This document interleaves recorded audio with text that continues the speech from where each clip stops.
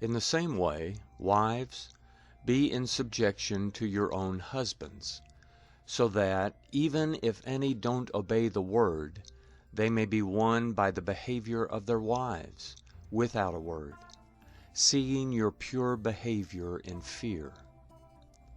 Let your beauty be not just the outward adorning of braiding the hair, and of wearing jewels of gold, or of putting on fine clothing, but in the hidden person of the heart, in the incorruptible adornment of a gentle and quiet spirit, which is very precious in the sight of God.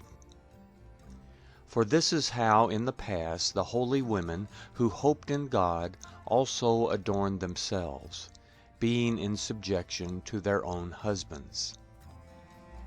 So Sarah obeyed Abraham, calling him Lord, whose children you now are, if you do well and are not put in fear by any terror.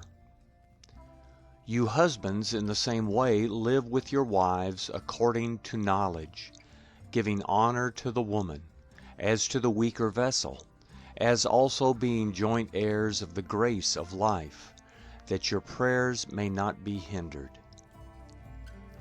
Finally, all of you be like-minded, compassionate, loving as brothers, tender-hearted, courteous, not rendering evil for evil or insult for insult, but instead blessing, knowing that you were called to this, that you may inherit a blessing.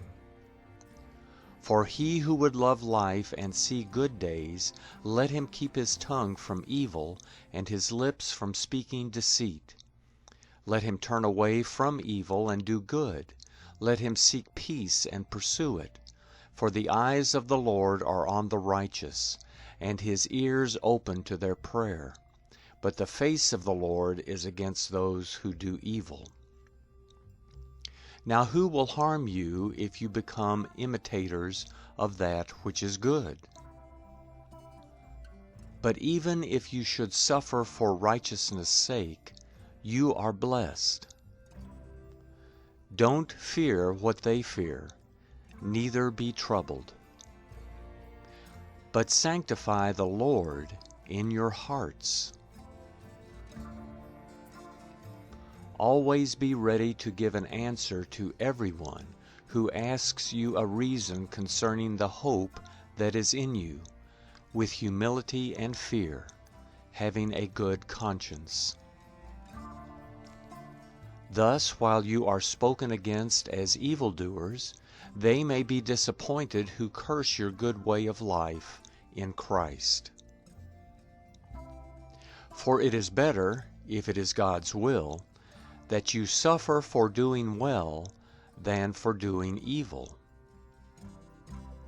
Because Christ also suffered for sins once, the righteous for the unrighteous, that he might bring you to God, being put to death in the flesh, but made alive in the Spirit, in whom he also went and preached to the spirits in prison, who before were disobedient, when God waited patiently in the days of Noah, while the ship was being built. In it few, that is 8 souls, were saved through water. This is a symbol of baptism, which now saves you, not the putting away of the filth of the flesh, but the answer of a good conscience toward God, through the resurrection of Jesus Christ, who is at the right hand of God, having gone into heaven, angels and authorities and powers being made subject to him.